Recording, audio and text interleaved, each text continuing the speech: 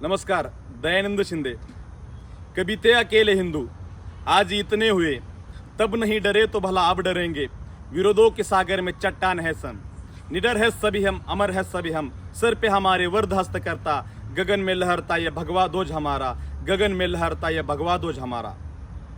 माझ्या महाराष्ट्रातील आणि भारतातील तमाम हिंदू बांधवांनो, आपल्या सर्वांना माहिती आहे की महाराष्ट्राचे बोलघेवडे नेते जनाब उद्धव ठाकरे यांनी आपल्या सर्वांच्या आस्था दुखवणाऱ्या व आपल्या सर्वांची आस्था असलेल्या परमपूज्य भगवा ध्वजाचा अपमान केला आहे। खरं तर या गोष्टीचा मी तीव्र शब्दात निषेध व्यक्त करतो। ज्या ठिकाणी संघाला आपला कोणताही झेंडा कुठेही फडकावायची गरज नाही किंवा फडकावण्याची गरज वाटत नाही, त्यापुढे जाऊन सांगतो की संघाला असा कोणताही झेंडा नाही। कारण सनातन हिंदू संस्कृतीचा वाहक असलेला परमपूज्य भगवा ध्वज हा संघाच्या रोज शाखेवर नित्यनेमानं स्वयंसेवक फडकतात, त्याला प्रणाम करतात आणि आपल्या देव देश धर्माच्या कार्यासाठी दररोज आपल्या समाजामध्ये वाहून घेतात।